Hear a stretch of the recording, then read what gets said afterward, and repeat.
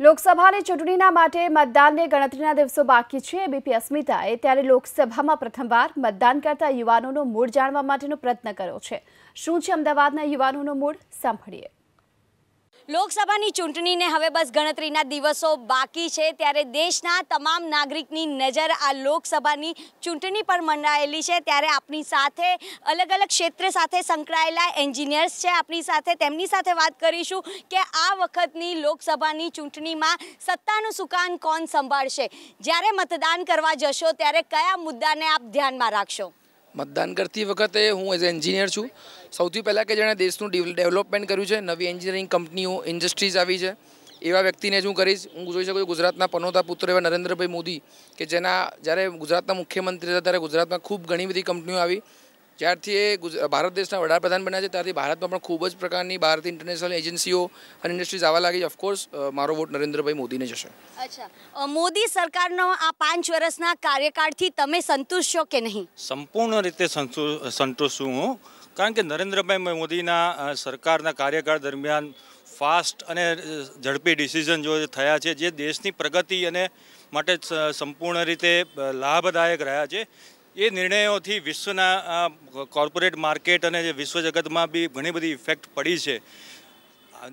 નરેન્દ્ર મોદીજીના આ fast decision એના પરથી વિશ્વમાં ભારતનું નામ ઘણું આગળ આવ્યું છે, જેથી કરીને સંપૂર્ણ રીતે સંતુષ્ટ છું। અચ્છા, યુવાનોનો સૌથી મોટો જો પ્રશ્ન હોય તો તે છે રોજગારી। શું રોજગારી આપવામાં મોદી સરકાર સફળ થઈ છે ખરા? हाँ, मोदी साहेबे रोजगारी आपवामां तो कोई सेज बी कचाश छोड़ी ज नथी, कारण के आजथी 5 वर्ष पहला જ્યારે કોંગ્રેસની સરકાર હતી 2014ની અંદર જે નરેન્દ્ર મોદી સાહેબ આપણા ગુજરાતની અંદર મુખ્યમંત્રી હતા અને જ્યારે ઉપર કોંગ્રેસની સરકાર બેઠેલી હતી આપણા દેશ માટે જે શાસન કરતી હતી, ત્યારે આપણા દેશની અંદર કોઈ દેશ તરફથી કોઈ રાજ્ય માટે કોઈ ડેવલપમેન્ટ નહીં, કોઈ એમ્પ્લોયમેન્ટ માટે કોઈ જોબ નહીં, કશું જ નહીં। અને આપણા ગુજરાતની અંદર જ્યારે મોદી સાહેબ હતા ત્યારે એમણે ગુજરાત પૂરતું તો એમણે ડેવલપમેન્ટ, એમ્પ્લોયમેન્ટ ને જોબ બધું આપેલું। ત્યાર પછી આપણે ઇન્ડિયા લેવલ પર જે આપણે ગયા છે સાહેબ, ત્યારે એકલું ઇન્ડિયામાં ડેવલપમેન્ટ નથી થયું। ઇન્ડિયાને કોઈ ઓળખતું જ નહોતું પહેલાં તો। ઇન્ડિયા શું એ લોકોને ખબર નથી। ઇન્ડિયા એટલે ગરીબ, બધા એવું જ જાણતા હતા, ગરીબ। એટલે ઇન્ડિયાને મોદી સાહેબ ગયા ત્યાર પછી એમણે મુલાકાત કરી, બીજા દેશોને ફર્યા, મળ્યા બધા દેશોમાં। એટલે ત્યાર પછી લોકોને ત્યાં બીજા દેશોવાળાને ખબર પડી કે ઇન્ડિયાની અંદર પણ માણસો છે, સજીવન છે, માણસોને ડેવલપમેન્ટ ત્યાં આગળ વધારે થાય છે, અમે એમના કરતાં પાછળ છીએ એવું એમને એકચ્યુઅલમાં ખબર પડી। ત્યાર પછી આ મોદી સાહેબનું જે ડેવલપમેન્ટ થયું, આ એમ્પ્લોયમેન્ટ, યુવા રોજગારી, એમણે હમણાં ઘણી બધી રોજગારી આપી છે। એટલે ઘણી બધી રોજગારી, જે ગરીબ માણસો છે, ગરીબ માણસોને બી એકચ્યુઅલમાં અકાઉન્ટમાં 2,000 રૂપિયા આપ્યા છે, જેને જોબ કોઈ ભણ્યું નથી, કદાચ એમની પરિસ્થિતિના લીધે તો બી એમને પૈસા આપ્યા છે। એમણે કોઈ વ્યક્તિને ઉપરથી માંડીને નીચલા માનવીને, દરેક માનવીને એ લોકોએ સમકક્ષ ગણી અને ડિસિઝન લીધા છે। અને 100% કોંગ્રેસ પાર્ટી આજ જે છે જ નહીં, અસ્તિત્વ જ નથી, એ રીતના ચાલી રહ્યું છે। ઇન્ડિયાની અંદર 100માંથી 2 માણસ મળશે કે કોંગ્રેસ સારું કામ કરી રહી છે, બાકી 98 માણસો એવું કહેવાવાળા છે કે ભાજપ અને નરેન્દ્રભાઈ મોદી સાહેબ ક્યારે કરપ્શન કર્યું નથી, આજ દિન સુધી કરપ્શન નથી કર્યું। કોઈ પણ જગ્યાએ એમનું દેખવા નહીં મળે કે કરપ્શન થયું છે। બાકી ઘણી બધી CBI છે, ED છે, એના રેડ પડી હોત કે ગમે તે થયું હોત આજ દિન સુધી। એટલે હું માનું છું કે નરેન્દ્રભાઈ મોદી સાહેબ આવતા 5 સાલ તો PM છે જ, ફાઇનલ છે, પણ એના પછીના 5 સાલ બી કદાચ PM થી બી આગળ જઈ શકે એવી શક્યતા નથી, પણ 100% ફાઇનલ છે એવી। નોટબંધી અને GST જેવા મોટા નિર્ણય મોદી સરકારે લીધા હતા, તો શું એનાથી દેશને ફાયદો થયો છે ખરા આપના મતે?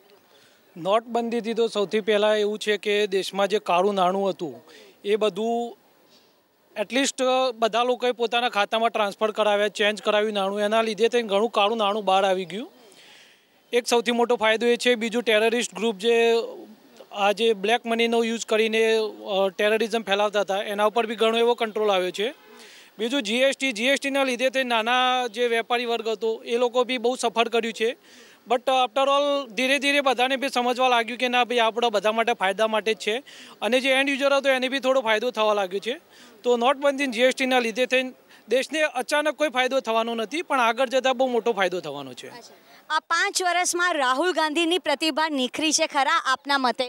हाँ, एमनी प्रतिभा थोड़ी घणी निखरी है। ये भी नरेंद्र मोदीना साथे रहीने थोड़ी वधी है। અને એમને અત્યારે સાથે પણ પ્રિયંકા ગાંધી બી એમનું બી મોટું કેમ્પેન ચાલી રહ્યું છે કે જે મને લાગે છે કે કોંગ્રેસને 44 થી 3.3 ફિગરમાં લાવી શકશે એવું મને લાગી રહ્યું છે। અચ્છા, વિપક્ષની ભૂમિકા 5 વર્ષમાં આપને કેવી લાગી? વિપક્ષની ભૂમિકા આમ તો બરોબર છે કે વિપક્ષને એવું નહીં હોય કે કોઈ બી અત્યાર સુધીમાં રિઝલ્ટ આવે તો એવું ના હોવું જોઈએ કે કોઈ બી એક સત્તા બની જાય. વિપક્ષ પણ એટલો સબળ હોવો જોઈએ કે જેથી દેશનો વિકાસ થાય. કે હું નહીં કહેતો કે એકલું બીજેપી આવે એકલું કોંગ્રેસ આવે, બંને પણ એવા સમકક્ષ હોવા જોઈએ જે એકબીજાને ભૂલો સુધારી શકે. એના માટે લોકોને એવી જ અપીલ કરીશ કે કોણ ઊભું છે એને જોઈને વોટ આપો, કે કોઈ પાર્ટી કોણ છે એ જોવાનું નહીં. અચ્છા, મહાગઠબંધન કરવામાં આવ્યું છે તો શું આ મહાગઠબંધનની અસર મોદી सरकार पर પડશે ખરા? मेरे हिसाब से महागठबंधन तो नहीं है, ठगबंधन है. सब एक तरफ होकर किसी एक को हराने की कोशिश करे वो तो सही नहीं है. प्रोडक्टिव डिस्कशन होना चाहिए हमेशा दो पार्टीज़ के बीच में. जैसे अभी कांग्रेस के ऑफिशियल ट्विटर अकाउंट से पोस्ट किया गया मोदी जी के लिए कि खिल्ली उड़ाता हुआ वीडियो, जैसा नहीं होना चाहिए. चाइना ने जब मसूद अजहर को 5वीं बार ब्लॉक कर दिया यूएन की लिस्टिंग में इंटरनेशनल टेररिस्ट घोषित करने से, तो कांग्रेस को चाइना के खिलाफ कुछ पोस्ट करना चाहिए था, न कि नरेंद्र मोदी के खिलाफ. तो कहीं ना कहीं विपक्ष को ज़रूरत है कि वो प्रोडक्टिव तरीके से विरोध करे. विरोध ज़रूरी है, किसी एक को पूरी तरह सत्ता देना भी बिल्कुल सही नहीं है, वरना हिटलर भी हम देख ही चुके हैं दुनिया में. तो प्रोडक्टिव डिस्कशन होना चाहिए. कांग्रेस को चाहिए कि वो इस तरह से विरोध करे किसी भी गतिविधि का, लॉजिकल बात बोलकर, न कि मजाक उड़ाकर. હાર્દિક પટેલ અત્યારે ખાસ કરીને પાટીદાર નેતા જે છે એ હવે કોંગ્રેસમાં જોડાઈ ગયા છે, તો શું એનો ફાયદો થશે ખરા કોંગ્રેસને? ચોક્કસ મને લાગી રહ્યું છે, કેમ કે પાટીદારો એમનો મોટો સપોર્ટ છે હાર્દિક પટેલના જોડે. તો મારા હિસાબથી મને એવું લાગી રહ્યું છે કે હાર્દિક પટેલના લીધે કોંગ્રેસને થોડો ઘણો ફાયદો થશે. જે એર સ્ટ્રાઇક કરવામાં આવી છે તો એર સ્ટ્રાઇકની ઇફેક્ટ આ લોકસભાની ચૂંટણી પર લોકો પર મંડાઈ રહેશે ખરા? ઓફકોર્સ એર સ્ટ્રાઇકથી આખા વિશ્વ પર આપણો પ્રભાવ પડ્યો છે. વિશ્વની વચ્ચે ભારત કેટલો સશક્ત દેશ છે અને જે આપણે સુપર પાવર તરફ જવાની જે વાત કરી રહ્યા છે એ વાત તરફનો બહુ ખૂબ જ મોટું પગલું છે. આના પહેલાં પણ ઘણા ભારત દેશમાં આતંકવાદી હુમલા થયા છે, પણ એ વખતે આપણી સરકારે એવા પગલાં નહીં લઈને નબળું ભારત અને અશક્ત ભારત રહ્યું છે અને આપણે કોઈ પણ બીજા દેશોની ઉપર ડિપેન્ડન્ટ રહ્યા છે. આ એર સ્ટ્રાઇક કરવાથી વર્લ્ડને એક મેસેજ ગયો છે કે વેર વી આર ઇન્ડિયા સ્ટેન્ડિંગ અને અમે શું કરી શકીએ છીએ. દુનિયાને આપણી તાકાતનો અહેસાસ થયો છે. કોઈની બીજા દેશની ભૂમિમાં જઈને આપણા 12 ફાઇટર પ્લેનો મીરા 3000 જઈને આટલો મોટો એટેક હુમલો કરીને ઘણા બધા આતંકવાદીઓનું ડેથ થયું છે, જે આપણને આંકડાઓ મળી રહ્યા છે. એના પરથી અચૂક ફાયદો થશે. એક પોઝિટિવિટી લોકોમાં આવી છે. આપણું જે 3 ડિફેન્સની વિંગ છે એનો પણ એક કોન્ફિડન્સ લેવલ વધ્યો છે, કારણ કે એ પણ અત્યાર સુધી સરકારના કે જે બી ચૂંટણીના જે રાજકીય પક્ષો એનાથી ડ્રાઈવ કરીને ચાલતી હતી, પણ આ ડિસિઝનથી એમને ખુલ્લો દોર આપીને આપણા જે ડિફેન્સની 3 વિંગનો પણ કોન્ફિડન્સ વધ્યો છે. જે દેશમાં આ લોકો રહી છે દરેક જનતાને પણ એ કોન્ફિડન્સ મળી રહ્યો છે કે અમારા દેશમાં ક્યારે પણ કોઈ આતંકવાદી હુમલો થશે તો એની સામે અમારી સરકાર આ રીતે જવાબ આપશે. તેમના પરિવારો, હું વાત કરીશ કે કેટલા સોલ્જરો છે કે જે પોતાના પરિવારને એટલે દૂર કઈ દિશામાં કેટલી મોટી આપણી બોર્ડર છે, આપણો 1/3 રસ્તો આપણો જળનો છે અને બાકીના ઉપરના જે દેશો ચીન છે, પાકિસ્તાન છે, ભૂતાન છે, નેપાળ છે, દરેક દેશના બોર્ડર ઉપર આપણા સૈનિકો 6 મહિના કામ કરતા હોય છે. એમનો પરિવાર અહીં હોય છે, તો એમને પણ એકને ક્યાંક એક વિશ્વાસ, એક ટેકો મળશે કે હા અમારા પરિવારને કે અમારો બાળક કે મારો જે દીકરો યુદ્ધ જે બોર્ડર પર લડાઈ આપી રહ્યો છે એને કંઈક થશે તો મારા દેશના વડાપ્રધાન એટલા જાગૃત છે કે એનો વળતો જવાબ આપશે. ખેડૂતોની આવક બમણી થવાની વાત પણ મોદી સરકારે કરી હતી. શું એમની આવક બમણી થઈ છે ખરા એમના કાર્યકાળમાં? મોદી સરકારે ખેડૂતો માટે બી થોડું ઘણું કામ કરેલું છે, પણ એવું કેવું થોડું વધારે પડતું રહે કે સંપૂર્ણપણે કામ કર્યું છે. મોદી સરકારે જે ખેડૂતોને પાક કરવા માટે એના ઇન્સ્યોરન્સ માટેની જે વ્યવસ્થા કરી છે, પણ હજી સુધી મોદી સરકાર હજી થોડી કાચી પડી છે કે એના યોગ્ય વળતર ખેડૂતો સુધી પહોંચે એવી વ્યવસ્થા કરવી જોઈએ એવું માનવું છે. અને એ ખેડૂત વિશે મોદી સરકારે થોડું ઘણું કામ કરવું પડશે.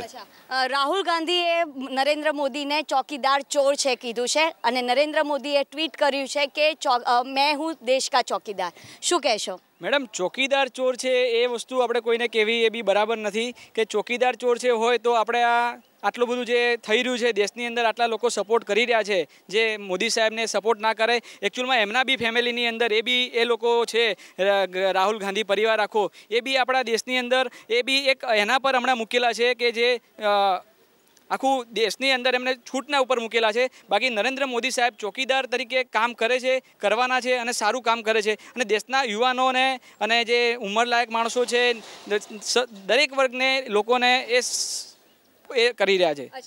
મતદાન કરતી વખતે આપના કયા મુદ્દા હશે?